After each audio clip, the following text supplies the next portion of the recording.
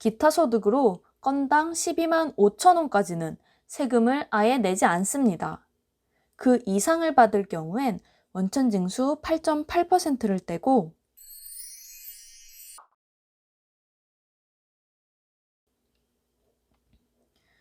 요즘 같은 N잡 시대에 기타 소득 수령하시는 분들 많으실 겁니다. 외부 강연이나 출연료, 인세나 원고료 등이 기타 소득에 해당됩니다. 이렇게 받은 기타 소득, 종합소득세 신고를 해야 할까요? 일단 경우의 수가 3가지 있습니다. 여기서 중요한 포인트는 건당 5만 원, 총합, 그리고 300만 원이겠죠. 그런데 더 중요한 포인트가 있습니다. 바로 기타 소득 금액입니다. 기타 소득과 기타 소득 금액이 다르다는 것을 설명드려야 할 것 같아요.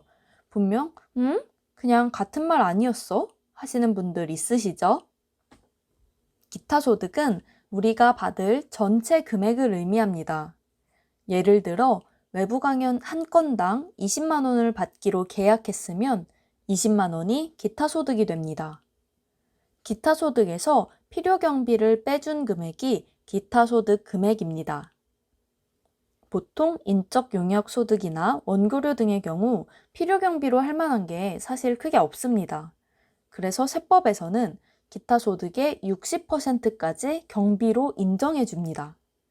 이 경우에는 20만 원의 60%인 12만 원이 필요 경비로 인정되고 기타 소득 금액은 8만 원이 됩니다.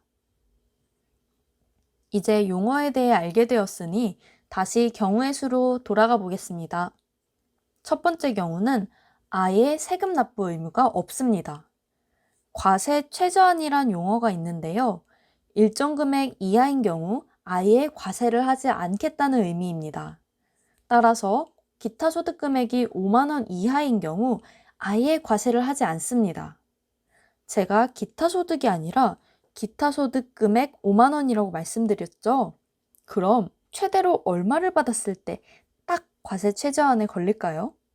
이런 거 계산해보는 거 재밌지 않나요? 저만 그런 거 아니죠? 제가 여러분 머리 아플까봐 미리 역산을 해왔습니다. 기타 소득으로 12만 5천 원까지는 세금을 아예 내지 않습니다.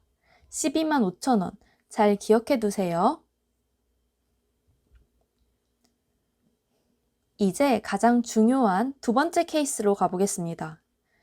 기타 소득 금액이 5만 원을 넘어갈 경우 보통 지급하는 쪽에서 원천 징수를 하고 돈을 줍니다. 기타 소득에 대한 원천 징수세율은 원래 20%입니다.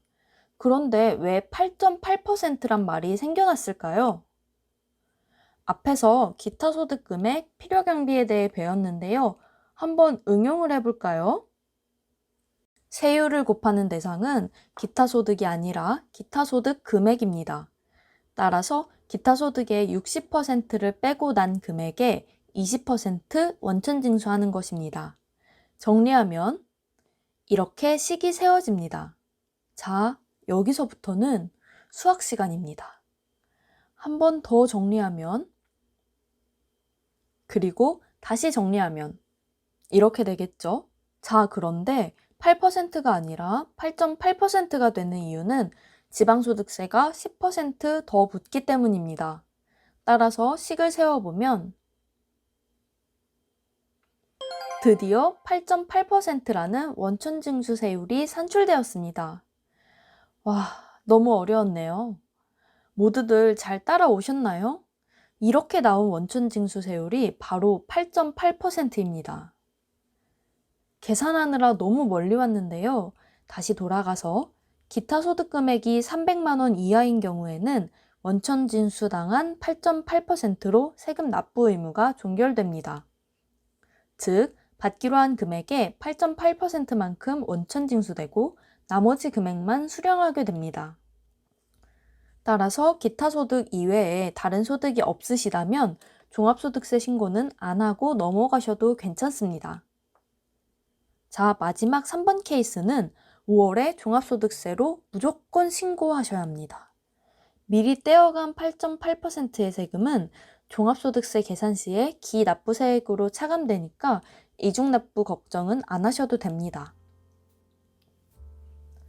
오늘은 의도치 않았던 수학 시간 때문에 많이 힘드셨을 것 같아요. 그래도 끝까지 따라와 주셔서 감사합니다. 다음 영상은 더 유익한 정보로 돌아오겠습니다. 그럼 다음에 만나요.